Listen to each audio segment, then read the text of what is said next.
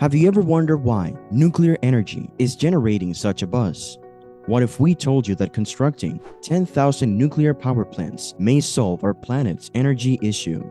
Our world is experiencing an energy crisis, which is no secret. As our population increases, so does our need for power, and conventional fossil fuels are getting harder to find. But what if nuclear energy could be used to address this issue? Our future energy security may depend on constructing 10,000 nuclear reactors globally. How would you go if you desire to build 10,000 nuclear reactors? A new company, which claims to offer a solution, is focused on the building, which is typically the biggest obstacle to using nuclear power. Furthermore, it goes beyond merely striving to build 1 or 10 reactors more efficiently. It plans to have 10,000 of these. However, they could be far smaller than what we're used to.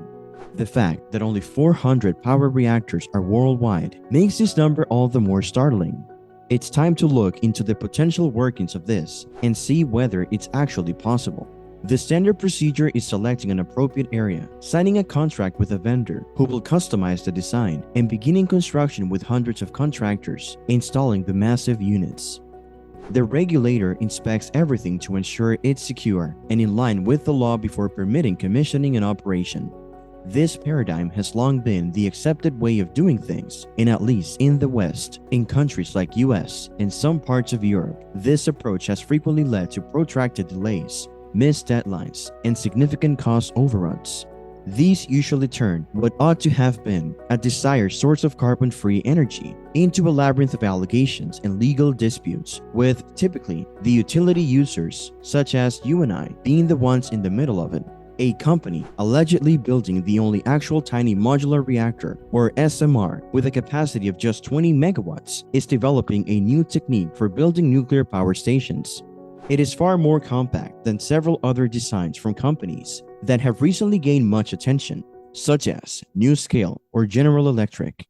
The primary issue that has plagued the nuclear industry for decades, high upfront costs and lengthy construction schedules that can cause years of delay before even a single watt of power is created, if at all, is not addressed. Instead, it makes up for what it lacks in output. With an unusual approach to a game, Last Energy's design tackles these difficulties head-on. Laboratory. You did hear correctly. That entails a need for more significant innovation, new materials, and novel chemistry.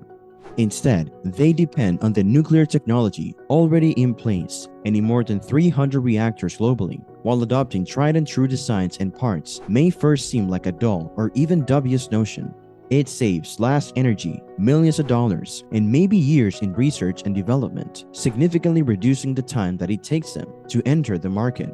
If the next significant advancement in nuclear technology needs to spend the next 10 years in laboratory research, it won't be helpful to anybody today.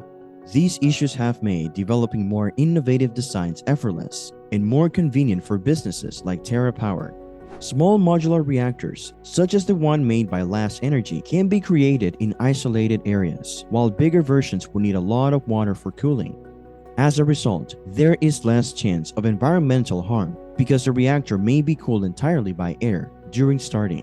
Another distinguishing characteristic is the particular refueling procedure for the reactor developed by Last Energy. The complete reactor vessel is changed as one modular item, which is simpler and safer than directly refilling the reactor core. As a result, there are fewer radiation exposure hazards during refueling. A unit from the firm is expected to cost roughly $100 million in total, which equates to an overnight capital cost of $5,000 per kilowatt. It's still possible for unforeseen difficulties to arise and cause schedule delays or design cost increases. Even so, Last Energy's technology has the potential to provide the industrial sector with a more dependable, effective, and sustainable energy source.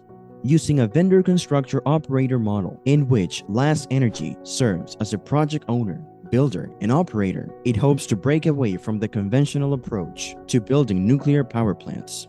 This strategy transfers the financial risk of delays from the utility or its consumers to Last Energy. Last Energy obtains private funding for every project, constructs and runs the power plant, and then sells the electricity at a predetermined price.